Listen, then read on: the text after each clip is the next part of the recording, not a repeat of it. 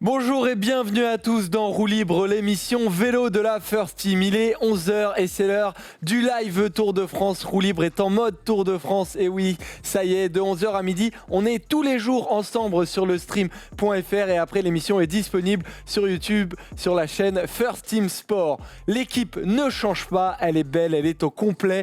Comment ça va mon Polo ? Ça va très bien, écoute, je viens de voir un commentaire qui m'a fait Alav va faire une Valco, enfin ça nous fait penser à ce qu'on a fait hier à la rétro et l'histoire sur Roger Valkoviak. Si vous ne l'avez pas vu, allez la voir, mais maintenant en tout cas restez avec nous parce qu'on a plein de choses à dire, notamment sur Alaphilippe. Et ouais, Roger Valkoviak qui avait pris le maillot jaune de manière un peu inattendue et qui l'avait gardé jusqu'à Paris. Alors de là à faire une Valco, on va en parler, en tout cas on verra après. Ça va mon Robin ? Ça va très bien, ouais, très en forme pour cette nouvelle étape, surtout qu'on a eu des bonnes nouvelles hier sur le Tour de France, donc on est plus excité que jamais. C'est vrai qu'il y a eu de très très bonnes nouvelles. On va faire le récap de cette victoire de Julien Alaphilippe qui a gagné à Épernay. Il l'a annoncé et il l'a fait.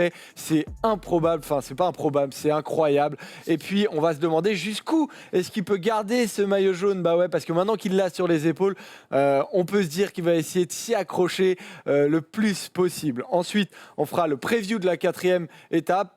C'est assez plat, vous allez voir. On peut se dire que c'est une étape pour sprinter. C'est pas la partie la plus sympa de l'émission. Hein. Ouais, ça va pas être la plus sympa. Mais quand même, on va raconter des belles choses. Il faut quand même respecter aussi. Ils font bien l'émission. Voilà. Non mais voilà, faut des étapes pour eux. Voilà, c'est une étape pour eux qui va arriver à Nancy, cette 4e étape. La chat room, voilà, dans le chat du stream, vous posez les questions que vous voulez. Robin et Polo y répondent pendant 5-10 minutes. On verra. Vous posez n'importe quelle question et vous pouvez y répondre. Vous pouvez demander. Voilà, on a eu même qui sera la lanterne rouge du Tour de France. Voilà, toutes les questions que vous voulez. Chronique du vélo fait sa rétro aujourd'hui, Robin, sur Faustocopie. Pas du tout. Aujourd'hui, c'est pas non, c'est pas Faustocopie. Je suis embrouillé. Moi, je veux bien qu'on parle de Faust. Il a bien préparé l'émission. Il m'a regardé avec un regard genre. Moi, je me dis, c'est très bien, c'est ça quoi. Non, donc Lance Armstrong aujourd'hui. En plus, ça va être de ma faute. Non, c'est moi. Mais je comprenais pas pourquoi tu me regardais comme ça. Je disais, qu'est-ce que Ah bah oui, d'accord. Je me dis, il a rien préparé le présentateur. Alors non, que c'est moi. sûr, ça va être sur Lance Armstrong. Mais un Lance Armstrong qu'on connaît pas forcément parce que c'est un Lance Armstrong avant le cancer. Voilà, ça a été les débuts de Lance Armstrong et c'est assez intéressant. Et comme d'habitude, évidemment, on va terminer par le quiz parce qu'il y a 1-1 entre Polo et Roby, donc ça va être assez intéressant. On commence l'émission comme d'habitude avec le récap de l'étape d'hier. C'est parti.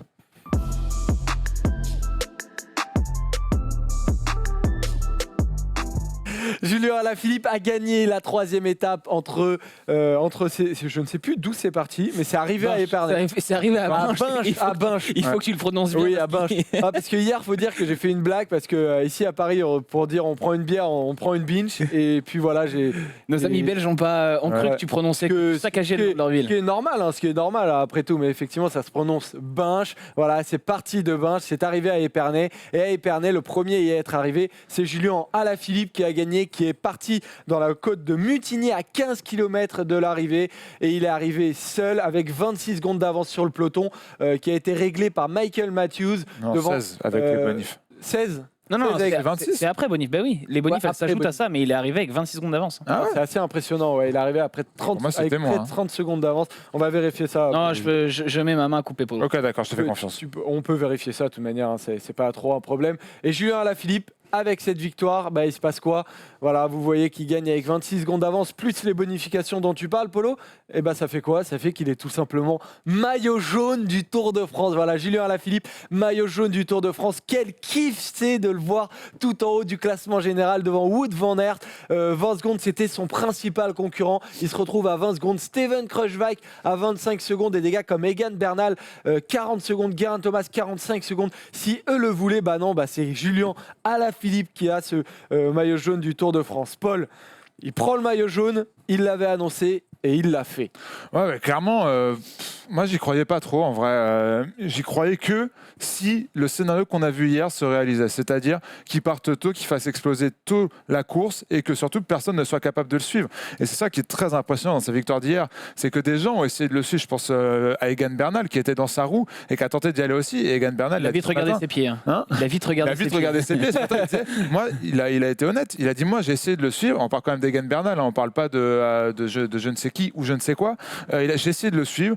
je n'ai pas réussi. Alaphilippe était trop fort. Au final, c'est la conclusion qu'on peut tirer de cette étape, c'est que c'est tellement fantastique le fait d'avoir une aussi grosse pancarte, d'assumer sa responsabilité, de faire rouler ses coéquipiers forts dans les deux montées précédentes, d'instaurer un tempo, de se mettre en tête de peloton et d'attaquer juste dans le sommet pour aller chercher les bonifs en priorité, puis après continuer son effort dans la première descente, dans la plaine. Remontée, redescente et une petite montée pour arriver. Il n'a jamais faibli une seule seconde, même face à un peloton lancé à toute allure, emmené par les Ineos notamment. Franchement, c'est un exploit. Je pense qu'on ne se rend pas compte de l'exploit qu'a réalisé Julien Philippe hier. C'est énorme. On se rend pas compte, Romain. Ouais, c'est très très très costaud ce qu'il a fait. Alors je voudrais pas me jeter des fleurs, mais je l'avais dit dimanche dans l'émission. Est-ce que Alaphilippe va prendre le maillot jaune? De se mouiller et derrière voilà, récolter un peu les fruits. Un petit peu malgré tout quand même. Donc il l'a pris, mais surtout ce qui m'a impressionné, c'est qu'il l'avait annoncé. Il avait dit l'étape d'Épernay, je l'aime bien, j'aimerais prendre le maillot là-bas. Tout était beaucoup plus compliqué après le chrono par équipe où les Jumbo-Visma avaient pris pas mal d'avance. Et lui, ça ne l'a pas empêché d'y aller, quoi. Il a tout fait péter. Et il avait une pancarte, comme tu dis, Polo, mais c'était pas une pancarte, c'était une affiche 4x3, quoi. Tout le monde savait qu'il allait attaquer, il est sorti et puis tout le monde l'a regardé faire. Dans la montée de Mutini, on attendait que lui. On le voyait en 2e, 3e position. Tout le monde savait que ça allait arriver un moment, qu'il allait mettre une sacoche. Mais d'ailleurs, lui, il dit je pensais pas être isolé comme ça, si loin de l'arrivée. J'ai vu que j'avais 30-40 secondes d'avance. J'ai tout donné. Est-ce qu'il se rend compte à quel point il est plus fort que les autres dans ce genre d'exercice, Paul? Il se savait fort, il l'avait dit, notamment en ne cachant pas ses objectifs, qui était celui-là de récupérer le maillot jaune.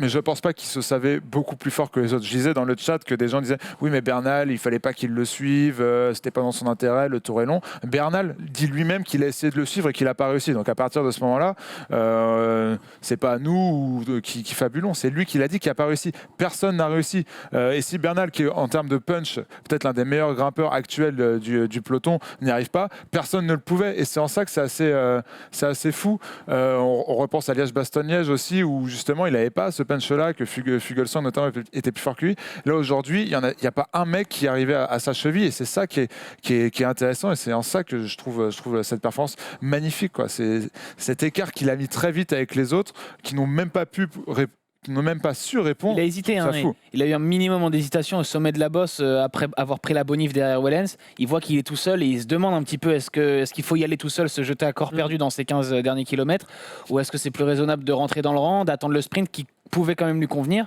Finalement, il prend le risque et je crois qu'on avait tous envie de ça. On savait pas si ça allait passer, mais on avait fortement envie que ça passe et ça marchait. Et Romain, t'en penses quoi, toi? Après, derrière, il prend 30-40 secondes et puis il arrive à résister. Qu'est-ce que t'en penses de cette poursuite des autres équipes? D'abord de la Jumbo-Visma qui avait Mike Tennyson qui était lâché. Alors, on a l'impression qu'ils ont roulé pour Van Aert, sans vraiment rouler en espérant qu'ils reviennent, mais au bout d'un moment, ils ont roulé pour Van Aert. C'est quand même étonnant que la Jumbo-Visma n'ait pas réussi à reprendre Julien Alaphilippe. Et derrière, le team Ineos aussi a roulé et n'a pas réussi à reprendre Julien. Alors, comment tu as analysé cette poursuite-là, toi? Je crois que pour Jumbo-Visma, déjà, la bosse a fait quand même mal. Ils ont perdu des hommes. Ceux qui étaient encore là étaient un petit peu entamés. Et l'objectif, c'était de ne pas faire rouler non plus Wout van Aert pour qu'il puisse faire le sprint et prendre des bonifs. Donc, ils n'avaient plus beaucoup d'hommes non plus à faire travailler. Et Ineos a roulé. Alors, j'ai eu du mal à comprendre pourquoi. D'ailleurs, Floppy demande pourquoi Ineos roule d'ailleurs. Franchement, Polo, tu as une réponse, toi? Ouais, moi je pense que c'était pour mettre les favoris à l'avant, pour pas prendre de risques. Ineos sait le faire, le fait depuis toujours. Tactiquement, c'est bien joué de leur part. Forcément, pour nous, Français, on trouvait ça incompréhensible, etc. Mais pour eux, dans leurs objectifs, dans l'idée de vraiment protéger Geraint Thomas et Egan Bernal, il fallait les faire rouler à l'avant dans ces routes un peu sinueuses où ça va très vite, où c'est très nerveux. C'était le meilleur endroit du peloton pour protéger les leaders et c'est là qu'ils étaient tout simplement. Mais moi j'ai été très impressionné, c'est par la capacité d'Alaphilippe de résister et même de reprendre du temps un peu sur la fin, parce que sur la partie de 10 km avant la bosse finale, il commençait un moment à perdre du temps, à faiblir un petit peu. L'écart est descendu à 20 secondes et je me suis dit ça va être très très compliqué. Alors il n'avait pas besoin de grand chose, il fallait qu'il finisse avec 6-7 secondes d'avance sur la ligne, mais je me suis dit ça va être très serré.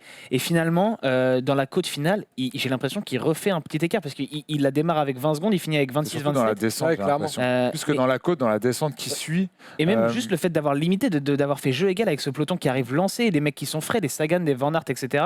Je crois qu'en fait il avait un peu gardé un tout petit peu d'énergie. Ah oui, tu parles de la côte finale, moi je parlais de la descente. Pour mettre tout ce qui lui restait dans les 800 derniers mètres, et il le fait à merveille. Je regarde l'image qui est dans mon dos, je m'en régale parce parce que c'était un espèce de moment suspendu pendant l'étape. On voyait que Julien Alaphilippe, il était caché, là voilà, il est là, Julien Alaphilippe, et il était caché derrière ses pays. Mais ils sont en agonie les autres. Hein. Regarde les visages des mecs et regarde le visage de Alaphilippe. Ils sont en train tous de souffrir dans son dos. Lui, il est d'une sérénité incroyable. Et puis il se dit, quand est-ce que j'y vais ? Je regarde. Ça a duré une vingtaine de secondes. À un moment, il a démarré et tout le monde a raté le train. Quoi. Mais moi, je me fie plus trop à ça avec Julien Alaphilippe, parce qu'on se souvient notamment l'année dernière à Mur de Bretagne où il avait un peu ce même comportement au début de la côte, notamment à Liège-Bastogne-Liège aussi où il courait beaucoup à l'avant, notamment avec les Astana de Fuglsang qu'on voit derrière. Donc je me suis dit, ça, c'est la manière de courir d'Alaphilippe. Mais s'il n'est pas bien, il va se ranger au bout d'un moment. Là, le fait est qu'au lieu de se ranger, il a mis une attaque fulgurante.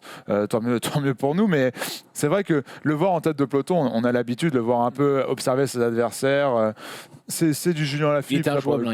Il était injouable. D'ailleurs, Claude Spinel nous dit après, mondiaux aussi, exactement. Qui parle de Van Aert, voilà, qui est beaucoup plus fort. Il n'y a rien à dire. On a une citation de Wout Van Aert qui dit voilà, franchement, il n'y a rien à dire. Et il est allé avec son maillot blanc. En ce moment, il a le maillot blanc, Wout Van Aert. Et il est allé le voir à la fin de l'étape. Il a pris Julien Alaphilippe dans les bras. Il y a un grand respect entre les deux. Et il dit voilà, tu étais trop fort pour moi aujourd'hui. Alors, est-ce que vous avez été un peu déçu par les adversaires potentiels de Julien Alaphilippe, ou alors Julien Alaphilippe est vraiment dans un autre monde en ce moment en termes de punch? Non, c'est sévère. On peut difficilement en vouloir aux autres de ne pas avoir été assez fort pour suivre Julien Alaphilippe. Je crois qu'il était une jambe au-dessus de tout le monde. Et il n'y avait rien à faire pour personne. Je crois que si Wout Van Aert avait pu, dans la bosse, suivre Alaphilippe, il ne se serait pas fait prier. Hein. Il aurait été avec lui, ça aurait été beaucoup plus facile pour les deux. Ils seraient arrivés ensemble. Wout Van Aert n'aurait peut-être pas gagné l'étape, mais il aurait pris le maillot jaune. Je veux dire, il n'y avait pas de question à se poser. Et si quelqu'un avait pu suivre Alaphilippe, je pense qu'il l'aurait fait. On a un échange très sympa entre Julien Alaphilippe et Bob Jungels. Bob Jungels, qui est l'équipier de Julien Alaphilippe grand ami, hein. à la Deceuninck, et qui a balancé sur les réseaux leur échange WhatsApp. Et c'est toujours très rigolo quand ils font ça. Julien Alaphilippe, donc en vert, vous avez Bob Jungels qui dit demain tu vas gagner l'étape. Pour le jaune, c'est un peu limite, non ? 30 secondes, il dit Julien Alaphilippe, je vais essayer, frérot, j'ai la rage. Et puis maintenant c'est presque mort. Lui-même n'y croyait pas. Moins, hein. Pas mort, mais un peu dur. Faut dire que Bob Jungels est néerlandais, hein, donc luxembourgeois, pardon. Il lui dit bonne chance aujourd'hui, frérot. Les deux sont comme des frères. Assez ils sont toujours ensemble en chambre quand ils sont sur la même course. Ils sont tout le temps en stage aussi ensemble, donc ils s'entendent très très bien. Et les mots d'encouragement de Jungels sont peut-être pas pesés beaucoup dans le final. Julien Alaphilippe pensait sûrement à autre chose, mais la vérité c'est que Bob Jungels l'avait vu venir, ce Alaphilippe qui prend le maillot. Comme toi. Ouais.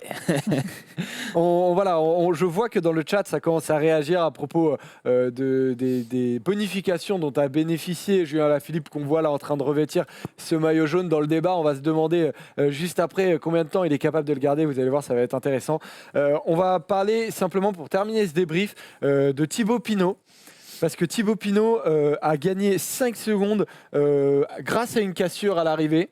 Polo, et ça c'est la bonne affaire et c'est révélateur quand même. C'est révélateur, c'est ce que je disais hier, quand les secondes elles tombent de ton côté, avec les coureurs français on a quand même l'habitude qu'elles ne tombent pas de notre côté. Là elles tombent du bon côté, il y a deux mecs qui s'en tirent bien, c'est Bernal et Pinot, juste avant la cassure, 5 secondes de prix, on a peut-être l'impression que c'est pas grand-chose, mais ne serait-ce que psychologiquement et aussi 5 secondes, ça peut être hyper intéressant pour la fin de tour aussi. C'est très bien, ça prouve qu'il a des jambes parce qu'il était quand même pas très très bien placé pour commencer la bosse finale. Il a remonté grappe par grappe les coureurs pour finir finalement dans le temps des meilleurs. C'est de très bon augure, ça veut dire qu'il a des bonnes jambes. Je commence à y croire de plus en plus. N'oubliez pas que c'est mon prono comme vainqueur du Tour de France. Calme-toi, on est à 3 jours. J'ai l'impression que tous les signaux sont au vert pour Thibaut Pinot et sont au vert bien vert, quoi. Voilà, à l'arrivée au micro de France Info, il disait que c'était très nerveux, que l'objectif était d'être placé au moment clé, de ne pas prendre de cassure. La mission est accomplie. Est-ce qu'on peut revenir au classement des favoris? Oui, parce que moi j'aimerais en parler. Il y a un mec en violet ou en rose là, je sais pas ce qu'il fait. Il est en rose. Je sais pas ce qu'il fait en rose. Mais t'as un problème avec TJ? J'ai aucun problème, mais je me demande pourquoi il est dans les favoris. C'est la couleur de son maillot. Voilà, c'est exactement, c'est la couleur de son maillot. Et voilà, j'ai dit top 10 pour Van Garderen. D'accord. Donc on va suivre, ce sera un des fils rouges de roue libre. Voilà, je l'annonce. Donc voilà. Pinot qui est donc à 52 secondes de Julien Alaphilippe, et Bardet qui est un peu caché là, mais qui a 1,44. Voilà, ça commence à faire beaucoup, mais en même temps, voilà, des Quintana, des Valverde et des Landa sont aussi à 1,30. Ça va être assez intéressant. Tout dernier mot de ce débrief. juste la photo qu'on met d'un des grands acteurs de cette étape qui était le coureur de la Lotto Soudal, qui était Tim Wellens, qui a pris le maillot à pois au terme d'un effort magnifique, faut le dire. Donc voilà, bon, il a crevé en haut de la côte de Montigny, il n'a pas pu suivre Julien Alaphilippe. Il aurait pu, franchement, ça aurait été très compliqué vu les Il l'aurait pas battu de l'un parce de que, l'autre. voilà, il était devant depuis un moment, mais voilà. ça aurait Il aurait faire pu un l'aider, final, il aurait quoi. pu l'aider sur 5-6 km avant que ça Pas remonte et sûr que ça qu'il aurait pris redescende. beaucoup de relais, hein, mais Oui, voilà. Ouais, en tout cas, voilà. La réalité, c'est qu'il a fait un très très beau numéro, Tim il Wellens. s'en sort avec un maillot. Donc voilà, un gros big up à lui.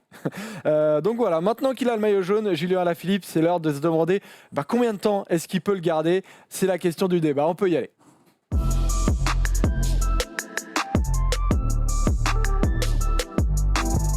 Combien de temps Julien Alaphilippe peut-il conserver le maillot jaune du Tour de France? C'est la question qu'on se pose dans ce débat-là. On va jeter un œil pour commencer ce débat au classement général. Julien Alaphilippe a 20 secondes d'avance pour rappel sur Wout van Aert. Il en a 25 sur Steven Kruijswijk. Georges Bennett, qui est aussi un des potentiels top 10 de Tour de France, en a 25 de retard. Egan Bernal 40. Il en a 5 de plus que Geraint Thomas. Henrik Mas 46. Voilà, Polo, on en a parlé un peu avant l'émission. Tu as beaucoup d'arguments, mais si tu devais en choisir un seul pour dire que Julien Alaphilippe va conserver ce maillot jaune au-delà de la planche des belles filles, ce serait lequel? Et ben en fait, je voulais en choisir un et il y en a pas un qui va plus haut que l'autre. Donc si je devais là dire, pour moi l'argument principal, ce serait que je pense qu'il n'y aura pas de grosses courses, qu'il n'y en aura pas d'énorme emballage entre les favoris sur la planche des belles filles, que ça va finalement, cette étape arrive peut-être un peu tôt dans le Tour de France. On risque d'avoir une course de côte. Et qui dit course de côte dit qu'à mon avis, il va pas se passer grand-chose, que le grand ballon et que le ballon d'Alsace risque d'être un peu galvaudé par les favoris, pas par la course, parce qu'à mon avis, il y aura de belles échappées, mais en tout cas par les favoris. Et ça, Julien Alaphilippe, il a une chance. Et à partir de ce moment-là, je pense que Julien Alaphilippe, il a plusieurs stratégies possibles à mettre en place. La première, c'est pourquoi pas prendre cette échappée. Les favoris le laisseront partir, il n'y aura pas de problème. Lui, il pourra y aller en disant qu'il veut faire les points de la montagne, un peu en sous-marin, ou pourquoi pas s'accrocher et en fonction de la course, mais là, c'est un peu plus aléatoire. Si la course n'explose pas, s'il n'y a pas de vraie bataille entre les favoris, il peut s'accrocher et aller très loin sur la planche des belles filles. Surtout pour un Julien Alaphilippe dont l'objectif c'était d'avoir ce maillot jaune. Il a déjà réussi son Tour de France, donc lui, s'il peut se dépouiller sur une étape pour le garder, parce que là après ça il pourra vraiment le garder 2-3 jours de plus en fonction de ce qui se passera vers Saint-Etienne dans le Forez. Je pense que là, lui, il a déjà fait son Tour de France. Donc, à mon avis, il peut se dépouiller sur cette étape et aller réussir un gros coup à la planche des belles filles. Ça, c'est mon point de vue. Est-ce que tu le vois garder au-delà de la planche des belles filles, Robin, toi? Non, pas du tout. Je le vois perdre ce maillot jeudi, malheureusement. J'aimerais bien qu'il puisse le garder une dizaine de jours et nous faire une épopée en jaune comme a pu le faire Thomas Vauclair en son temps 2 fois. Mais je le vois pas passer la planche des belles filles. Et Paul, tu me parles de partir dans l'échappée. Mais si Julien Van Avermaet fait ça l'année dernière. Mais si tu pars dans l'échappée et que tu joues les grimpeurs, t'es cramé pour la montée finale. Il y a aucun, à moins que l'échappée aille au bout, ce qui est quand même un gros pari. Si l'échappée va pas au bout, tu gardes pas ton maillot parce que si tu te fais reprendre dans des conditions où tu as lâché déjà. De toute façon, dans les deux cas, il y a des risques, mais c'est des risques à prendre. Parce que si tu t'accroches à la pédale, tu as le risque aussi qu'un Thibaut Pinot fasse tout péter dans le col de Chevrière pour aller chercher des bonifs ou qu'un Romain Bardet. Je croyais qu'il allait pas avoir de Je pense bagarre. pas, mais c'est un risque à prendre. Comme le risque aussi dont tu parles, que cette échappée aille au bout, parce qu'il est parfaitement plausible aussi. Non, pas assez pour moi. Les favoris vont vouloir se taper et ça va être une étape nerveuse et je vois pas l'échappée aller au bout sur cette étape-là. Et le mur final est tellement dur que les coureurs normaux, on va dire, ceux qui n'ont pas des qualités de grimpeur exceptionnelles ou de punch exceptionnelles, vont buter dans ce mur-là et vont perdre énormément de temps sur un peloton de favoris qui va arriver en voulant se placer, chacun voulant être devant. Et voilà, on voit le profil de l'étape. Le ballon d'Alsace, le grand ballon, le premier col dont j'ai oublié le nom. Mark Stein. Voilà, exactement. 14 km à 5%. Après, on a le col de Hunsrück. Voilà, c'est quand même des gros morceaux. Presque 6 bornes, 7%. Le ballon d'Alsace dont tu parles, qui est beaucoup plus long. Voilà, on a à peu près toujours les mêmes pourcentages. Mais c'est une étape de montagne très compliquée. Et les Chevrières, du coup, les points seront doublés. Et si des favoris ou quoi veulent gagner des points et des bonifs, ils devront démarrer la course comme ça a été le cas sur l'étape d'Épernay. C'est là que ça va être intéressant. Le seul truc qui peut vraiment mettre Alaphilippe dans le mal, c'est que s'il y a une vraie bataille avant la planche des belles filles. Moi, je pense que s'il est dans le peloton et que sur une montée sèche comme ça, peut-être un peu longue pour lui, mais sur une montée sèche comme ça, où il se dit, de toute façon, mon Tour de France, c'est réussi. Si je me mets minable et que je peux plus mettre un pied devant l'autre demain, c'est pas grave parce que j'aurais gardé ce maillot et le maillot, le lendemain, il Mais le bien sûr, gardera. bien sûr qu'il va se le battre gardera comme un aussi. chiffonnier, mais déjà Et on là- l'a déjà vu sur le Dauphiné l'année dernière en montagne, même sur le Tour de Colombie, que ce soit cette année ou l'année dernière, Oui, mais ça il veut est pas dire- capable, Oui, mais il est Polo, c'est capable au de mois de tenir en janvier, le Tour montagne, de il est capable de tenir sur ne serait-ce que sur une montée, voire une étape de Oui, mais montagne. c'est Bien sur sûr, moi- pas sur mois de pas janvier sur la avec des longueur. mecs qui sont pas en forme. C'est pas comparable. On peut tirer aucun enseignement du Tour de Colombie pour le Tour de France là maintenant. Pourtant, il y a beaucoup de gens qui sont là, hein, des Egan Oui, Bernal, des Quintana, mais des au mois de Oran. janvier, ils sont pas tous dans la même forme et ça veut pas dire grand-chose. C'est ça que je veux dire. Et on voit le classement général depuis tout à l'heure. On a bien vu Steven Kruijswijk à 25 secondes, Egan Bernal à 40, Thomas à 45, sachant qu'il y a 10 secondes de bonif en haut et que Alaphilippe, même s'il venait à se battre pour sauver ce maillot jaune, il irait pas gagner l'étape. Donc on peut considérer qu'un favori prendra les 10 secondes de bonif en haut. Donc ça veut dire qu'il a le droit de perdre maximum 15 secondes sur un mec comme Kruijswijk si c'est Kruijswijk qui gagne ou 30 secondes sur Bernal. L'un des Très, très éléments, c'est pas sûr qu'il en perde, hein. intéressants, ça va être de savoir si Julien Alaphilippe lui-même se sent capable ou non de garder Il va forcément essayer. ce maillot jaune. Bah, il en a un peu parlé, évidemment, après, à l'issue de l'étape. On a des déclats un peu en tout genre de Julien Alaphilippe. On en a une notamment, voilà, on va prendre celle-là, le maillot jaune sur les épaules. C'est la récompense de tout ce que j'ai au fond de moi. Je n'ai jamais été aussi fort sur le vélo et dans la tête. Je suis particulièrement heureux de marquer l'histoire. Et il a aussi dit, je vais prendre les choses comme à mon habitude, jour après jour. Il faudra notamment faire les sprints pour Elia Viviani. Les étapes des Vosges seront un peu dures. Par exemple, on va en parler après, mais l'étape du jour, elle arrive à Nancy. Est-ce que la Quick Step n'a pas des choix à faire en laissant un peu se reposer Julien Alaphilippe, ou est-ce que Julien Alaphilippe va travailler pour Elia Viviani, Polo? Lui, il le dit qu'ils ont d'autres objectifs, la Quick Step, que lui devra aussi travailler pour Alaphilippe, mais je ne pense pas. Et je pense que la Quick Step, le roster est assez complet et surtout assez talentueux pour ne pas forcément avoir à travailler pour Elia Viviani. Je pense notamment que dans la poursuite des échappées, d'autres équipes, je pense à la Lotto-Soudal, je pense à la Jumbo-Visma, prendront leurs responsabilités. Elle peut, si elle tire bien les marrons du feu, la Quick Step, elle peut éviter à Julien Alaphilippe de faire trop d'efforts aujourd'hui. Et puis après, il y aura l'étape de Colmar. Et tu vois, je parlais de cette stratégie d'échappée. Pourquoi il n'irait pas prendre l'échappée à Colmar aussi? Pourquoi il ne le ferait pas? Exactement comme l'a fait Van Avermaet l'an passé, pour anticiper un peu la haute montagne. C'est des trucs qui sont possibles et c'est là où il peut répondre, parce que je pense qu'à Colmar, l'échappée va aller au bout et là, l'échappée va prendre du temps. Là, pour le coup, je pense que ça peut être un bon truc. Et là, pour le coup, il gardera son maillot à la planche des belles filles. S'il augmentait son avance, on en rediscuterait évidemment, mais là, voilà, la planche des belles filles, c'est 7 km, ça a été en plus rallongé. Avant, c'était 6, il y a 1 km en plus désormais, avec un mur en plus. Alors évidemment, Julien Alaphilippe, il aime bien les murs, mais là, c'est un mur beaucoup trop long. Je veux dire, 7 km, c'est un col, quoi. On n'est plus sur une bosse, on n'est plus En sur tout cas, le mur de lui, huit. en tout cas, lui, on a une dernière déclat de Julien Alaphilippe qui dit, enfin de Franck Alaphilippe, pardon, voilà, parce que les uns et les autres, c'est proche, on leur a demandé, c'est son entraîneur et son cousin. Franck Alaphilippe dit, c'est une ascension courte et raide, elle convient à ses qualités, il pourrait garder si c'était le but qu'il se fixe. Gagner, Polo, toi, Non. le garder, c'est une chose. Est-ce que tu crois à un Franck Alaphilippe qui le connaît bien, quoi? Non, je pense pas qu'il puisse gagner, mais je pense vraiment qu'il peut s'accrocher. Et ce qu'il faut savoir aussi avec ce Julien Alaphilippe, c'est qu'on ne sait pas ce qu'il est capable de faire avec le maillot jaune sur ses épaules, à quel point il peut se transcender. On sait que c'est un coureur qui marche beaucoup comme ça. On sait qu'il répète souvent dans ses interviews, dans les discussions qu'il a avec ses coureurs. On l'a vu avec Bob Jungels tout à l'heure. Il a une énorme rage de vaincre.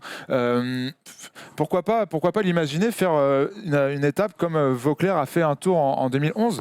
Je sais pas, on ne sait pas comment Julien Alaphilippe va réagir avec ce maillot jaune sur ses épaules. Je pense qu'il est capable de se transcender dans des proportions qu'on n'imagine pas. Ça, c'est une donnée, le maillot jaune, t'as raison, mais il y a ses qualités de grimpeur qui sont aussi très factuelles et qu'on connaît. On se rappelle quand il avait gagné le Tour de Californie, il y avait cette arrivée au Mont Baldi.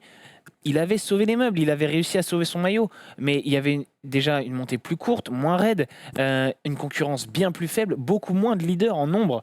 Voilà, je dis, c'est impossible qu'il n'y en ait pas un qui fasse tout péter. Que ce soit Thibaut Pinot, que ce soit Romain Bardet, Landa, Quintana, Lineos, qui on veut, il y en aura forcément un pour mettre le bazar. Donc à partir de là, pour Alaphilippe, ce sera très très compliqué. Moi, et sur avant des le pentes bazar, à j'attends de voir 20%, quand même. sur des pentes à 20%, après, évidemment qu'au départ, des pentes à 20%, ça correspond à Alaphilippe, mais après 5 autres cols et après 6 km, km, bah, il va coincer. Et il le dit lui-même. Il disait je vais queener jeudi à la planche des belles filles. Ouais, Il n'y a pas moyen que ça se passe autrement. Mais tu vois, moi je lisais beaucoup d'interviews, on a vu celui de Franck Alaphilippe, on a aussi Thomas Vauclair, c'est des gens qui croient beaucoup. Arthur Vichot, qui lui connaît bien l'étape de la planche des belles filles, puisque comme Thibaut Pinot il vit dans le coin, super, on a la déclate de Thomas Vauclair.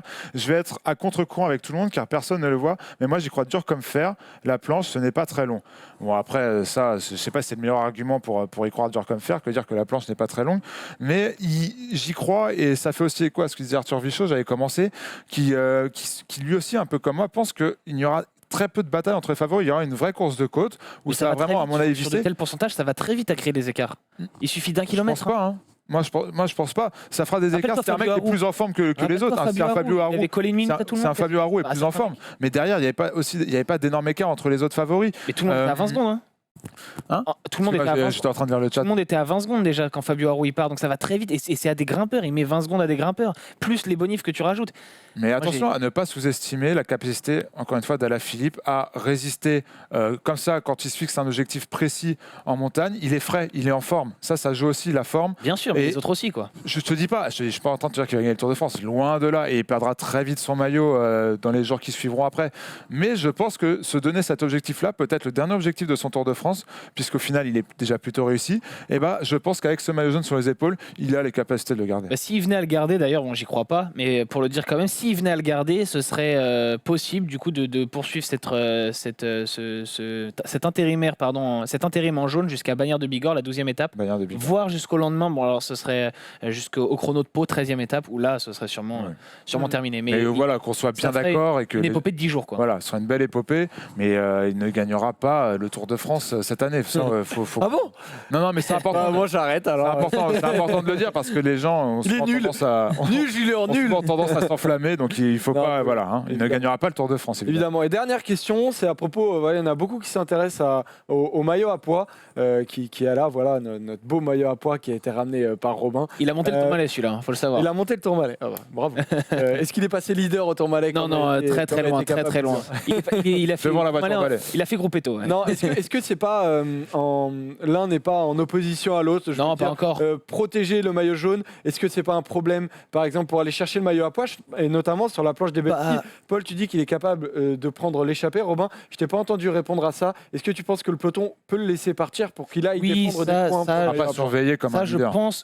Alors, je suis mitigé. C'est pas certain non plus. Peut-être qu'il y aurait quelques mecs qui se méfieraient, qui se diraient, on sait pas ce qu'il est en train de nous préparer à la Philippe. Ce qui est sûr, c'est qu'une fois qu'il aura perdu le maillot, il sera beaucoup plus libre.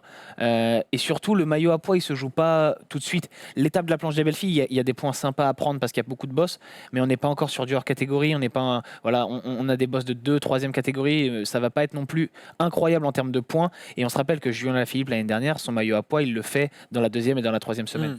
Donc il y a encore largement le temps pour ce maillot à pois. Il aura bien le temps de s'en occuper quand il aura perdu le maillot jaune. Donc voilà, bravo en tout cas à Julien Alaphilippe qui nous a régalé. On lisait hier des réactions sur Twitter.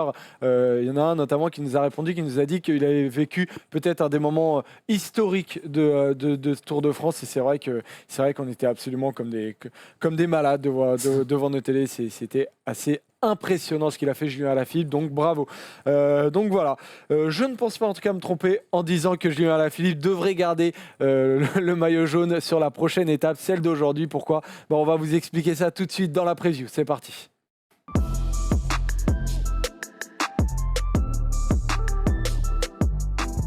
Voilà, la preview, elle commence toujours avec le profil de l'étape qu'on a entreaperçu tout à l'heure. On va la regarder avec un peu plus de détails. 4e étape, 213 km. Elle part de Reims, elle arrive à Nancy. Voilà, bon.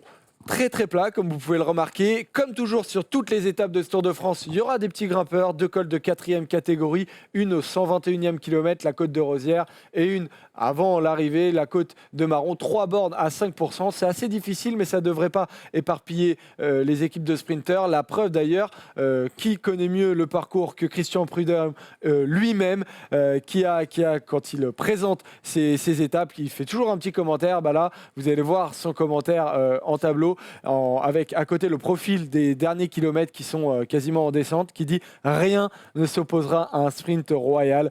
Est-ce que tu es d'accord avec ça, Paul? Ouais, bah évidemment. Là, je pense que la preview va être quand même assez courte.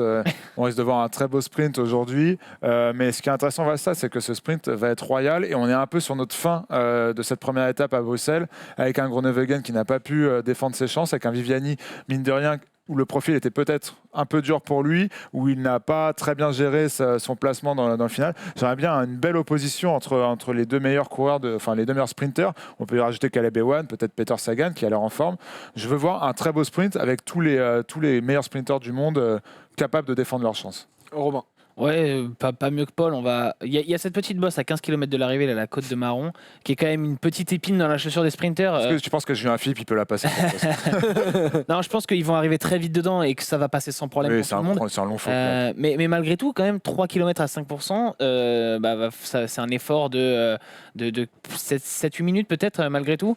Même si ça va aller très vite, peut-être même un peu plus. Donc, il y en a certains qui vont devoir serrer les dents, pas perdre trop de position, essayer de démarrer cette petite bosse en tête et pour avoir de la marge et pouvoir reculer dans le peloton au fur et à mesure. Un peu comme quand les sprinteurs entament le Poggio sur Milan-San Remo dans les premières positions en espérant basculer en queue de peloton avec le groupe de tête. Donc voilà, après par contre sur l'arrivée à Nancy, on aura un grand boulevard de 1500 mètres, une ligne droite où là il n'y aura aucun piège et vraiment rien pour s'opposer, comme dit Christian Prudhomme, pour s'opposer à un sprint. Je me régale en lisant le chat. Moret qui dit démarre, pourquoi pas, ça va être compliqué.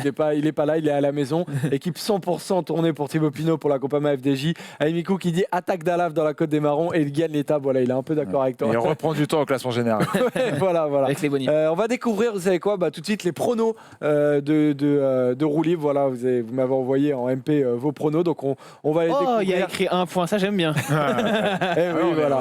On est fair ici. On est fair. Ah, c'est très très bien ça. Donc voilà, Paul, Dylan Groenewegen pour toi, est-ce que tu nous expliques? Ouais, je pense que mine de rien, sa chute est maintenant un lointain souvenir et que même s'il n'est pas à 100%, je pense quand même à 90-95%, il reste meilleur que Viviani et meilleur que Sagan, notamment pour vos paris. Je me méfierais quand même de Caleb Ewan, qui a l'air très rapide aussi.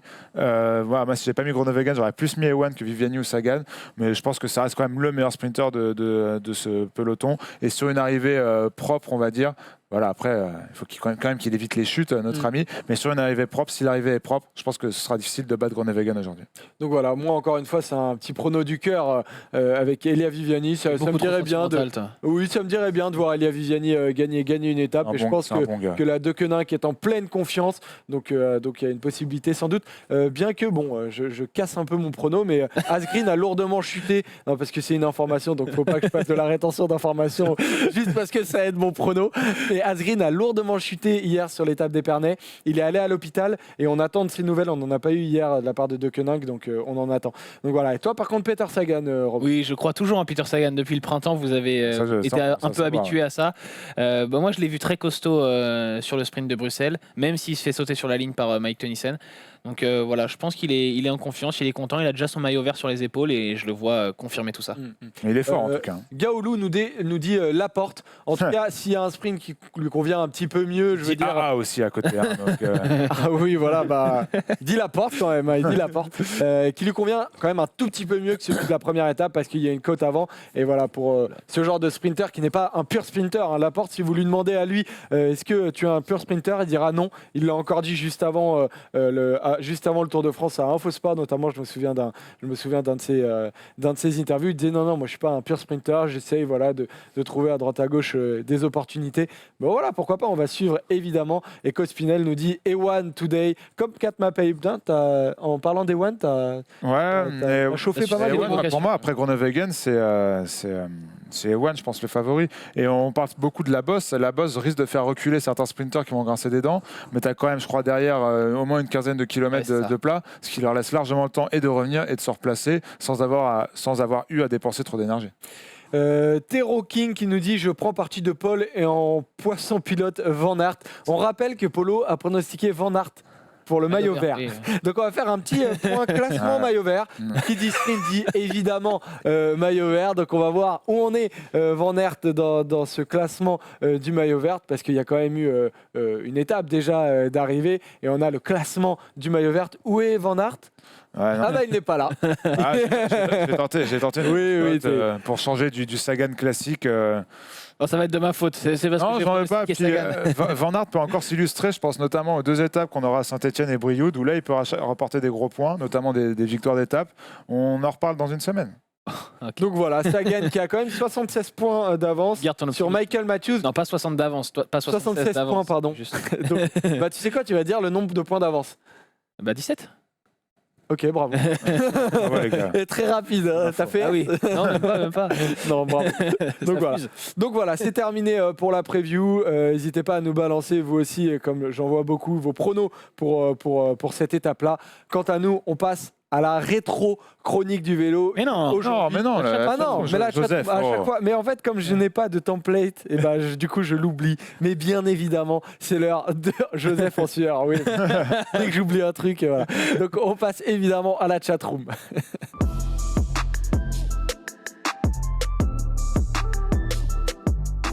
Je suis désolé de vous oublier, voilà, la chatroom, mais parce qu'en plus je vous prends tout le temps, donc voilà, je me dis que la chatroom c'est un peu tout le temps, mais voilà, là c'est votre moment particulièrement, n'hésitez pas. Alors on prend Baba qui nous demande les Movistar pourraient-ils dynamiser la course jeudi? Polo, une 30 d'avance, on le rappelle quand même pour les retard, 3 leaders de la Movistar.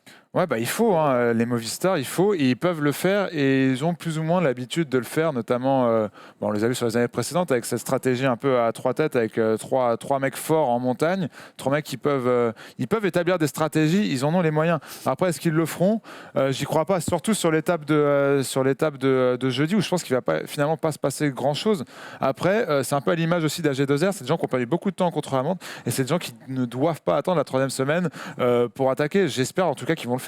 Est-ce qu'ils vont le faire? Je ne suis pas persuadé, parce qu'encore une fois, je me répète, ça restera une course de côte, je pense, samedi, mais ils doivent le faire. J'aimerais qu'ils le fassent, ne serait-ce que pour le spectacle. Il y a Rémi Baroche qui a demandé Kenny Alisson à la Trek, c'est une des informations de la matinée, il va sûrement partir à la Trek, partir du Team Ineos. Est-ce que c'est une bonne idée, et notamment pour Nibali, Ouais, qui sera à la Trek aussi? Je pense que c'est un équipier qui peut être précieux. Kenny Ellison, on l'a vu chez Sky et Ineos ces dernières années. Il a peu été utilisé sur les grandes courses, et notamment sur le Tour de France, parce qu'il y a un collectif pléthorique chez les Britanniques et qu'on n'avait pas forcément besoin de Kenny Ellison. Chez Trek, il aura sûrement un rôle un peu plus important, et c'est toujours agréable quand on est comme ça un équipier précieux en montagne, de pouvoir officier pour un grand leader, Kenny Bali. Donc je pense que oui, c'est une bonne option pour Kenny Ellison. Est-ce que je dois aller au boulot jeudi? J'ai vu ça passer. Non, oui, faut vas-y. surtout pas. Non. Bon, apparemment, Robin veut que tu te fasses virer. Ticone maillot à pois, il était dans le groupe des favoris hier, Polo. C'est son objectif, je pense, avec une victoire d'étape. On l'a très peu vu, on en a très peu entendu parler depuis ce début de tour. Il faudra voir quand la montagne s'élèvera, dès peut-être Colmar ou le lendemain sur la Planche des Belles-Filles. Mais pour l'instant, rien à signaler du côté de Ciccone. Son objectif, oui, c'est le maillot à pois. Est-ce qu'il y arrivera? Il aura à mon avis de gros concurrents. Mais pourquoi pas, ouais, il a réussi à le faire sur le Giro, pourquoi pas sur le Tour de France. Alors, est-ce que Bardet a perdu le tour? Je vous invite à regarder l'émission qu'on a fait hier, voilà, la quotidienne 2 sur YouTube, vous pouvez la retrouver. Qui va gagner le Tour de France? L'occasion peut-être de rappeler vos favoris que vous avez donnés en début de Guérin Tour de Thomas France. pour moi. Voilà, Guérin Thomas, et toi, Polo? Thibaut Pinot. C'était Thibaut Pinot, et j'avais dit moi aussi Guérin Thomas. Donc on va suivre ça. La météo jeudi, alors je suis désolé, on l'a pas. J'ai vu passer un truc super intéressant. Est-ce que Ineos va écraser la course jeudi sur la première étape de montagne, comme ils ont eu l'habitude de le faire ces années précédentes? Je pense que c'est un peu différent d'habitude. C'est une étape de moyenne montagne, c'est pas complètement de la haute altitude. Je suis pas sûr qu'Ineos emploie les grands moyens. De toute façon, on parlait tout à l'heure des écarts qui sont possibles de faire. C'est possible, mais pas dans des proportions énormes non plus. Malgré tout, on se rappelle qu'en 2012, sur la première arrivée à la Planche des Belles Filles dans le Tour de France, c'est Chris Froome qui s'est imposé, donc à Sky. Je les vois faire pareil jeudi, donc pas écraser le tour encore, mais déjà marquer leur territoire. Après, la Planche des Belles Filles, c'est un Sky peut l'emporter, mais un Sky ne fera pas de gros dégâts au classement général. IF 74-65 nous demande Zakharine va-t-il jouer le maillot à poids? Il a été lâché très tôt hier. Donc est-ce que c'est annonciateur ou est-ce que c'est un coureur en difficulté, Paul? C'est difficile à dire. Hier, il a des problèmes mécaniques aussi, il me semble, en milieu d'étape. Okay. Il a dû s'envoyer une bonne poursuite. Moi, je pense qu'il ne faut pas qu'il joue le général, qu'il est quand même limité.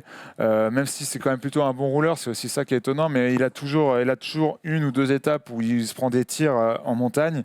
Peut-être essayer de changer ses objectifs, peut-être des victoires d'étape. On l'a vu très bien le faire. Sur le Paris-Nice et sur le Dauphiné. Sur le Dauphiné ou le Paris-Nice, j'ai un trou de mémoire, mais les deux il a fait, je crois. Et sur le Giro aussi. Sur le Giro, c'est sur le Giro que je pensais, où il part de loin en gagnant une étape. Et peut-être le maillot à poids peut devenir un objectif pour lui. Il a le profil, en tout cas, plus que pour un potentiel top 5 de Tour de France. Que, à mon avis, pour moi, il a laissé passer ce train-là. Romy Delotte nous dit que pensez-vous de Geraint Thomas qui a laissé une cassure en haut de cette arrivée à Épernay? Je crois qu'il n'a pas fait exprès, hein, mais c'est pas bon dans cette histoire de lutte interne un peu avec Egan Bernal. Après, le leadership, s'il doit se décider, c'est pas tout de suite non plus. Il y a un peu de temps. Il a la planche des belles filles pour montrer qu'il est costaud, pour rassurer un peu Nicolas Portal, Dave Beresford et tout l'encadrement d'Ineos. Et il aura ensuite sûrement la première étape pyrénéenne pour montrer qu'il est au rendez-vous. Alors les 5 secondes pour aujourd'hui vont parler dans le sens de pour Bernal, vont dans le sens de Bernal, mais c'est pas tout de suite qu'on va décider du leadership chez Ineos. Et puis surtout, c'était pas une arrivée qui convienne à Geraint Thomas. C'est une arrivée de puncher comme ça à la planche sur 500 mètres. C'est tout ce qu'il aime pas, Geraint Thomas.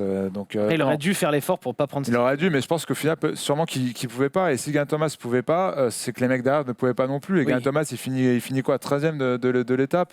Oui, il y a que Pinot et Bernal, faut rappeler. Il y a que Pinot et Bernal devant lui, hein. Les autres favoris sont derrière. Hein. Donc non, il n'y a rien d'inquiétant pour l'instant. Et même pour le leadership chez Sky, ça ne change rien. Panzaku nous dit que Zakharine est le nouveau TJ Van Garderen. Bah, tant mieux pour lui. Parce que ça veut dire quoi? Ça veut dire qu'il va refaire un top 10 du Tour de France. Il n'a jamais fait 5e du Tour, Zakharine. Alors que Van Garderen, oui, voilà. Van Garderen a déjà fait un top 5 du Tour. On parle de Fabio Aru. Fabio Aru qui a crevé au pire moment hier, au pied de la dernière montée.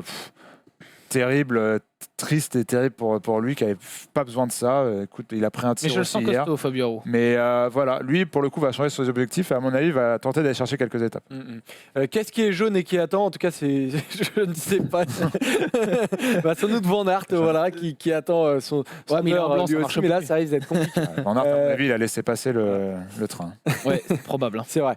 La Groupama va-t-elle gérer la course comme les Ineos les années précédentes? Pour ça, faudrait le maillot. Ça paraît improbable, voire impossible, tout simplement. Non, on a envie de dire. Pas dans leur intérêt, il faudrait pas. Et puis pour ça, il faut le maillot jaune pour gérer la course comme l'a fait Ineos les années passées. Donc c'est déjà une première étape, sachant que Pinot n'a jamais porté pour l'instant le maillot jaune sur le Tour. Ce serait déjà bien de le prendre et on verra après comment ils doivent faire. Il y a Flo qui nous dit, est-ce que vous avez vu Wiggins sur l'étape exceptionnelle, super, exceptionnelle, légendaire. C'est cool et je sais plus qui tweetait ça ce matin, j'avais lu et qui disait c'est quand même ce genre de proximité, ce genre d'anecdote entre coureurs et machin. J'ai l'impression qu'il n'y a que dans le cyclisme qu'on peut avoir ce genre de choses. Je suis quand même assez d'accord avec ça. Cette espèce de proximité entre les coureurs, qu'ils soient anciens ou nouvelle génération. On parlait de Jungels et de Alaphilippe tout à l'heure. Il y a quand même de très belles histoires, souvent très bien racontées par des très bons journalistes et je trouve ça très cool en fait. Voilà, bravo la beauté Tom. Du cyclisme. Bravo Tom, tu es un chef d'aide exceptionnel parce que voilà, il nous met l'image de Bradley Wiggins qui est donc sur la moto d'Eurosport et qui là on le voit en train de taper une discute avec Maxime Bouet. Il dit t'es mon gars Maxime Bouet, je sais pas exactement ce qu'il dit mais il est exceptionnel, il a ce côté britannique. Et puis après il a raconté en direct une anecdote avec Jackie Durand il y a quelques années quand il faisait il fumait, il buvait des coups à l'hôtel. Donc, il dit je veux faire du cyclisme comme Jackie Durand. Il a dit tu es mon idole. Tu es mon idole, non, exceptionnel. Si vous avez une séquence à regarder aujourd'hui, hormis roue libre évidemment, c'est celle de Bradley Wiggins. Une dernière question si vous voulez. Alors qu'est-ce qu'on peut prendre? Si je suis Bora ou CCC, je durcis fortement dans la côte finale aujourd'hui. Je pense que c'est vite dit que les sprinteurs passeront tous la côte. Bon voilà, on en a pas mal parlé. Mais si Bora a intérêt à durcir un peu. Ah, ils ont intérêt à éliminer tous les sprinteurs possibles puisque Sagan n'est pas le plus rapide. Après, encore une fois, ne pas trop surestimer cette côte. C'est 3 km à 5%. À ce niveau-là, c'est quand même pour des coureurs qui n'auront pas mis un coup de pédale de la journée, ça reste quand même pour eux un énorme faux plat. Si peut-être quelques sprinters vont peut-être perdre quelques mètres, à la limite reculer dans le peloton, mais ils auront largement le temps de se replacer. Je pense qu'il ne faut pas non plus surestimer cette petite cote. Voilà, c'était une question de Vin Koune, voilà, et Zer Rominger qui te demande, Paul, le maillot de la Télécom à côté de toi, c'est pour le Ulrich, Aldag, Zabel ou Bottero, Vinokourov ou Onchar? Pour moi, c'était Giuseppe Guerini. Giuseppe Guerini, même si on a vu hier dans le quiz que c'était le maillot de la France 98, où Ulrich fait 2. Donc voilà, je reste sur Guerini, mais si c'est pas exactement les mêmes années. Donc voilà, c'est terminé pour la chatroom. On va passer à la chronique du vélo parce qu'on va parler de Lance Armstrong. Voilà, c'est la rétro du jour. C'est parti.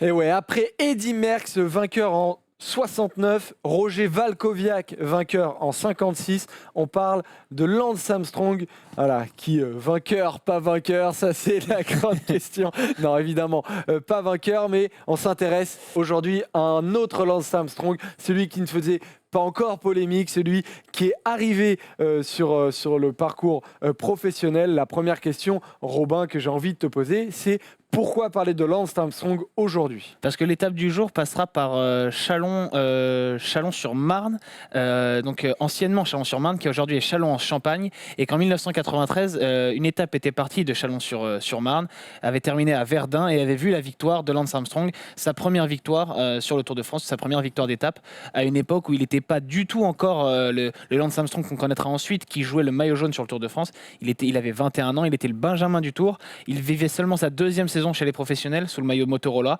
Il était champion des États-Unis depuis quelques semaines et il était échappé avec des vieux routiers, des vieux briscards comme Ronan Pinsec, comme Dominique Arnoux, qu'il avait battu au sprint. Voilà, on voit l'image là, derrière toi Joseph. Et voilà, il avait dit à l'arrivée, donc c'est en 1993, quelques années après 3 ans après le dernier Tour de France remporté par Greg LeMond, il avait dit, je crois qu'on a la citation, je ne suis pas un deuxième LeMond, mais le premier Lance Armstrong.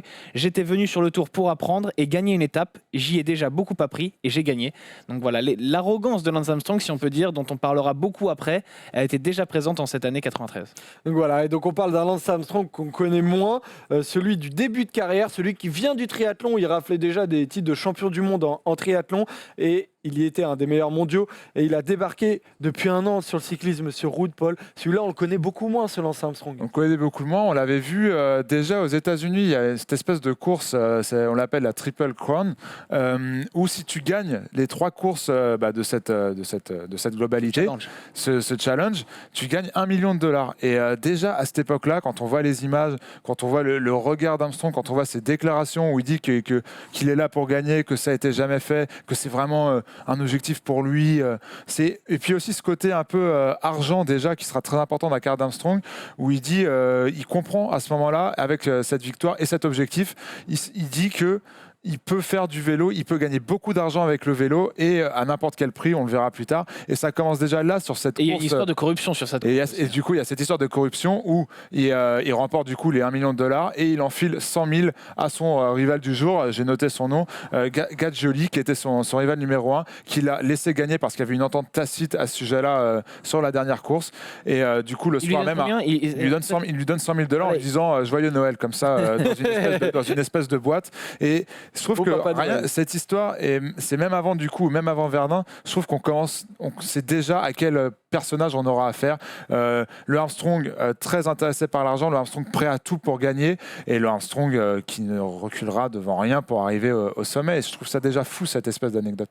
Donc le premier fait d'armes d'Armstrong sur le Tour de France, c'est cette victoire à Verdun. On a commencé à voir des images. Robin, est-ce que tu peux nous raconter cette victoire-là? C'est une étape en échappée. Et en fait, Armstrong, à ce moment-là, il est un puncher. Il commence à être un puncher, mais il n'est pas encore un leader de grand tour. Et donc, son seul moyen à l'époque de gagner une étape du tour, c'est d'aller dans une échappée. Donc, c'est ce qui fait ce jour-là une étape au long cours où voilà, le petit groupe arrive. Je crois qu'ils sont 6 ou 7, quelque chose comme ça. Et ça arrive au sprint, un sprint assez débridé parce que c'est pas non plus des purs sprinters dans ce groupe-là. Donc, voilà, c'est un peu le bazar dans ce finale, dans ses derniers mètres, Armstrong se décale, il va presque se manger les barrières sur le côté droit. Finalement, il déborde tout le monde, il s'impose. On voit là, avec sa joie, on a l'impression qu'il lève les bras, qu'il n'est pas très habitué à le faire. Il le fait un peu n'importe comment, voilà, et il ne sait pas trop s'y prendre. Mais bon, il y aura pourtant de grandes victoires qui vont suivre, puisqu'à la fin de l'année, quelques mois plus tard, il est champion du monde à Oslo, à 22 ans. On dira souvent qu'il est le plus jeune champion du monde de l'histoire. Il y avait eu un coureur qui était plus jeune dans les années 30, mais ça reste l'un des plus jeunes, l'un des plus précoces champions du monde.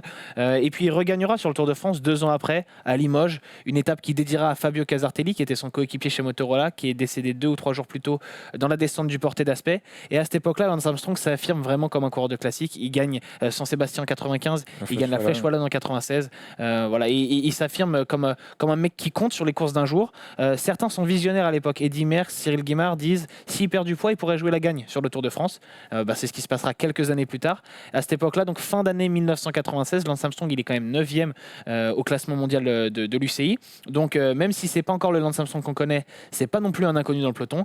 Et il signe en fin d'année chez Cofidis. Et c'est vrai, Paul, que quand on pense Lance Armstrong, on pense à un coureur qui ne visait que le Tour de France pendant l'année. C'est les années où il gagnait le Tour de France, ça. Mais en fait, le premier Lance Armstrong allait sur la Flèche Wallonne et allait sur les classiques. C'est clair. Demandez même à des gens qui suivent un peu le cyclisme, même de loin, demandez à Lance Armstrong quand est-ce qu'a vraiment commencé sa carrière. Ils vous parleront du Tour de France 1999, ils vous parleront de l'US Postal, mais ils oublieront cette période Motorola, ils oublieront qu'il est mine de rien, il a signé chez Cofidis, même s'il n'y a jamais couru.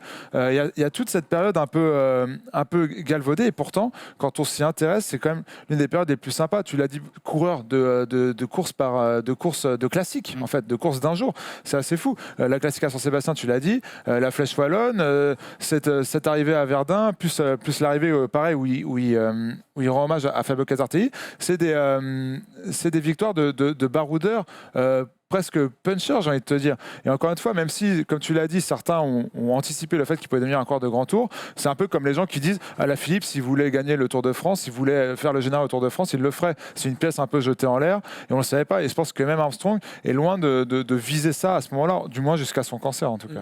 Et on le voit là derrière, voilà, avec ses proches, et notamment sa mère qui était très très importante, sa mère, Robin. Oui, quand il avait été champion du monde à Oslo, entre parenthèses, un championnat du monde pour lequel il avouera plus tard qu'il était sous cortisone.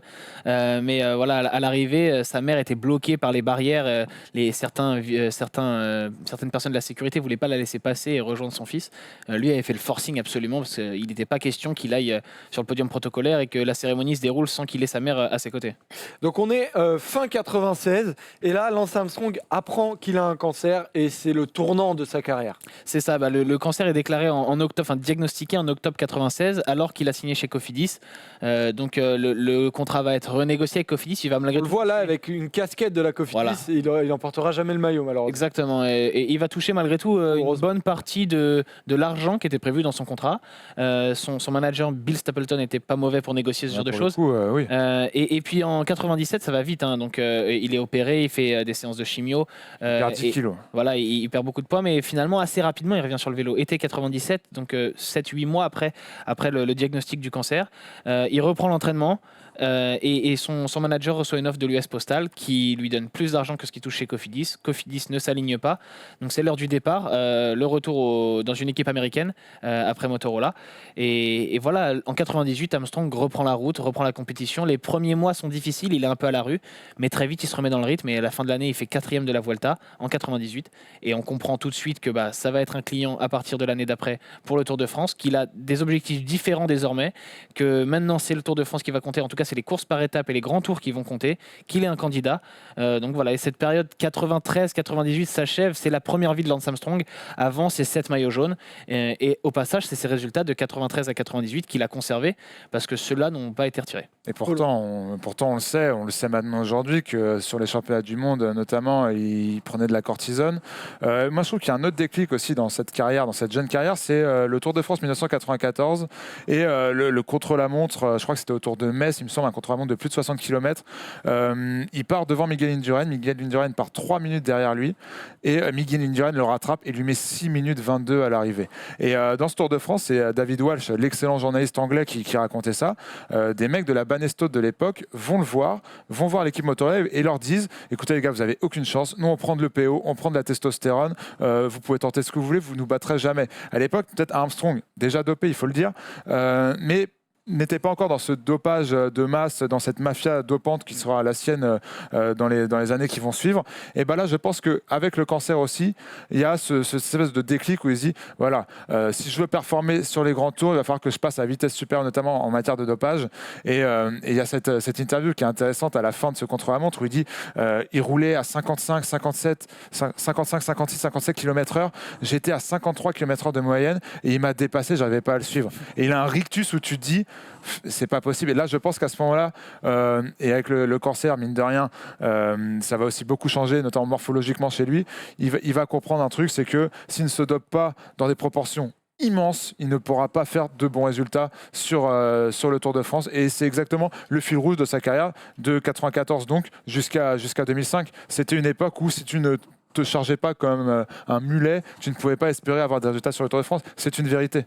Donc voilà, et puis il y a quelqu'un qui demandait, mais on lui a pas retiré toutes ses victoires. Bah non, il en a encore 42 officielles des victoires professionnelles, dont des victoires sur le Tour de France. Celle de Verdun, par exemple, il est encore dans ce palmarès. Tout à fait, celle de 95 aussi à Limoges. On lui a retiré uniquement de 99, à partir de 99, jusqu'à. Je crois qu'on lui a retiré aussi 2009 et. J'ai un doute sur ça. Jusqu'à 2005, c'est sûr. Et là, d'un coup, je suis pris d'un doute. Il y en a plus après 2004. D'accord, d'accord. Il n'y en a plus du tout après 2004. Et un truc aussi intéressant, on parlait de ce contre-la-montre en 94 où il se prend 6 minutes 20 sur Miguel Indurain. Quand il revient en 1999 pour son deuxième grand tour après son cancer, il remporte le prologue. Il remporte le premier contre-la-montre. Le lendemain du premier contre-la-montre, c'est l'étape de Sestrières où là, pour le coup, il assomme le tour. Il assomme le tour. Il est obligé de freiner dans les épingles parce qu'il allait trop vite en montée. Je ne sais pas si on se rend compte, allez voir les images, c'est quand même assez fou. Et il gagne aussi le dernier contre-la-montre autour du Futuroscope. Donc on est passé quand même très vite, pas d'une buse, mais d'un mec qui était dominé en contre-la-montre par les meilleurs du monde à un mec qui est devenu le dominateur. Et Charamiwa, je crois que c'est ça son nom dans le chat, me confirme que 2009 et 2010 ça a été retiré aussi. Donc voilà pour Lance Armstrong, naissance d'un monstre. Voilà, c'était la rétro de Chronique du vélo. Merci Robin, merci Polo. On va passer à la dernière partie de l'émission, au quiz. C'est parti.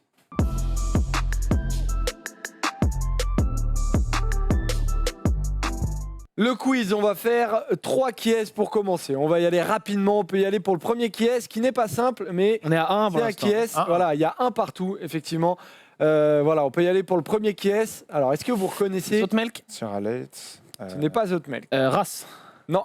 Knetemann. Non. Kuiper. Oui, Kuiper. Bravo. Robin qui adore cette période-là, effectivement, faut le dire. J'ai fait tous les Néerlandais de tirage. Donc voilà, désolé bravo. Polo. Là, pour le coup, Robin est très difficile à prendre sur ces périodes. Je vais tenter de me défendre du mieux que je peux. Deuxième, il y a de la bagarre sur les deux derniers. Qui est-ce? On peut y aller pour le premier. Je pense l'ai à droite. Oh. Je l'ai à droite, voilà, qui porte le maillot La Vie Claire, qui est à côté. Oui, bah oui, il est là. Il a tapé un manifestant en 1982. Il y a une telle détermination dans ce coup de poing qui part, c'est incroyable. Il fallait pas le faire chier. La bagarre encore sur le dernier qui est, ça fait 2-0 pour Robin, qui se bat avec Carlos Barredo. J'ai dit. Qui c'est? C'est Plaza? C'est un Espagnol aussi. C'est pas Plaza? C'est pas un espagnol, c'est pas loin d'un. C'est presque un espagnol. Ah, c'est Paulinho, non? Non. C'est un portugais. C'est un portugais. Rui Costa? Rui Costa, Ouais. bravo. Polo. Il a sorti le premier portugais qui lui venait. Barredo, pareil, Barredo, je l'avais. Barredo, j'ai pas vu qui c'était. Mais Rui Costa, Il s'était battu sur le Tour de France 2013 et Barredo avait dit ça fait plusieurs jours qu'il me cherche. Toute la journée nous nous sommes insultés, on s'est donné des coups de coude, j'en pouvais plus. Je lui ai foutu une tarte dans la gueule. Donc voilà, bravo dans le chat, ça a beaucoup trouvé Rui Costa. Ouais, bravo, ils ont été meilleurs que nous sur ça. Ouais, voilà, donc ça fait 2-1. Petit jeu les gars que je vous fais découvrir. Allez. En barco, il y a Tom qui va mettre un nom qu'on va découvrir et vous devez trouver le nom. Ce n'est pas Froome. Et vous jouez avec le chat. Dans le chat, vous mettez TR Féliné. ou TP. Fabio Féliné. Bravo. Polo, Féliné, désolé, il n'y aura pas de chat, il a été très rapide, mais Fab avait trouvé. Mais en tout cas, voilà. Je pense être trop avant moi avec le décalage. Voilà, je vais vous trouver, je vais venir vous chercher le chat, notamment dans les prochaines émissions. Voilà, on va faire TR, TP, voilà, ça va être assez drôle, on va mettre ça en place. Énumération. Team Robin. Ouais, c'est ça. Énumération, les gars, vous devez me citer les coureurs de la Cofidis présents sur le Tour de France en ce moment. Qui commence? Donc ça fait 2-1. 2-2. Ça fait 2-2 effectivement, Tammy. Ouais. 2-2, La si porte. vous voulez. Allez, voilà, il en a dit un Saute premier. sur l'occasion. La porte. Réseau Serrada. Jesus Serrada, c'est bon. Rossetto. Rossetto, c'est bon. Julien Simon. Julien Simon, c'est bon. Nicolas Hédé. Nicolas Hédé, c'est bon. Oh là là, ça se complique. Il en reste 3. Ouais. J'ai un doute en plus sur certains.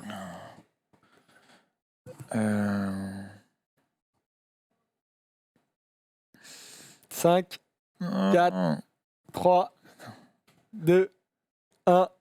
Terminé. Point pour Robin. Bravo. Et à chaque fois, je me rends compte il y a que du... sur le chat, Non, il n'y a pas Taramae, il y a Hédé. Bah, effectivement. ouais. Il y a Béran, Nathanaël Béran. Et il y a Pierre-Luc Perrichon. Ouais. Pierre-Luc Perrichon. Taramae Voilà. chez Direct Energy, Total Ouais. Direct Energy. Et donc voilà, vous voyez le roster entier de la De la Cofidis. saison, ouais. C'était au cas où on avait beaucoup le temps, on serait allé sur tous les autres. J'aurais dû l'avoir, Béran. Ouais. Pierre Richard, j'aurais galéré, je pense, mais Béran, je sais, il s'est échappé en plus. Wow. Donc voilà. Très Donc ça fait 3-1, 3-2. 3-2. Donc qui suis-je ? Bah, le QCige va valoir 2 points. Alors, je ne vais pas vous mentir, je ne l'ai pas préparé. Donc ça va être un peu comme ça que je vais vous donner des... En improvisation. Donc voilà. Le coureur qu'on cherche, il a 25 ans. Il est né à Coni, dans le Piémont. C'est un Italien. Il a commencé Ciccone sa... C'est pas Ciccone. J'ai eu très Il a commencé sa carrière en 2013 à la Lampre Merida. Et il l'a poursuivi à la Trek Segafredo. Nizzolo. Ce n'est pas Nizzolo. Non. Modolo Pas Modolo. Bonifacio. Bonifacio. Bravo Robin. Ça fait que Robin mène 2-1 dans le quiz. En plus, je Bravo. pensais à Bonifacio et j'ai dit Nizzolo. J'ai eu chaud. Donc voilà. Il pense aux bonnes réponses, il dit les mauvaises. Ouais, Moi, ouais, ça m'arrive jamais, ça. Moi, perso, ça ne m'arrive absolument jamais. Donc voilà. Bon, bah bravo, Robin. Merci, merci. On fait un dernier point avant de terminer l'émission sur la fantaisie en roue libre, Ouais, qui, pour on le rappelle, est mixé un roue libre et libre roue. Les deux y sont, ne vous inquiétez pas. Et on va voir qui est en train de mener en ce moment. C'est El Zeden qui a 1905 points devant Latib. Et j'arrive, hein. Sachez, hein. Je suis à Nibali, 1500 pourquoi t'as là. combien ? Je suis à 1500. Je suis dans la 20e Moi, place. je suis à combien, moi Moi, je suis J'allais voir. complètement largué. Je ne même pas aller voir combien jouer parce que c'est absolument catastrophique. J'arrive pas à faire des tactiques et tout comme ils font. J'arrive pas à bien m'intéresser au truc, mais franchement, ceux qui le font, ils sont très J'ai solides. T'es à combien ? 780 points. 780. Bah t'es pas loin. C'est à peu près un T'es tiers comme de Van Aert pour le maillot vert. T'es comme Van Aert pour le maillot vert. Ouais, Van Aert, mon capitaine de route d'ailleurs. Aujourd'hui, je vais changer, je vais mettre Groenewegen. Tiens, je le Bah, mets. dépêche-toi, ça démarre dans 10 minutes. de route. t'as pas. On peut plus changer le capitaine. Bah oui. C'est à midi, il est midi 1. Eh ouais, Polo. Ah, tu- mais attends. Moi, je suis pareil que toi. Tu l'as changé, Bah toi bien sûr. Oh là là, mais quel connard, il nous a Ouais, pas il me l'a dit, pas dit, oubliez c'est un pas. truc de ouf. C'est un truc de ouf. Donc voilà, bon, bah, on se retrouvera dès demain, voilà, 11h sur le stream.fr. Ne vous inquiétez pas, on sera bel et bien présent. Il y aura qui en rétro ? Faustocopie cette fois. Fausse copie, Ah, voilà, pour c'est de bon. vrai. La famille. Toi, c'est bon. À demain la famille, à demain les rouleurs. Gros bisous. Salut.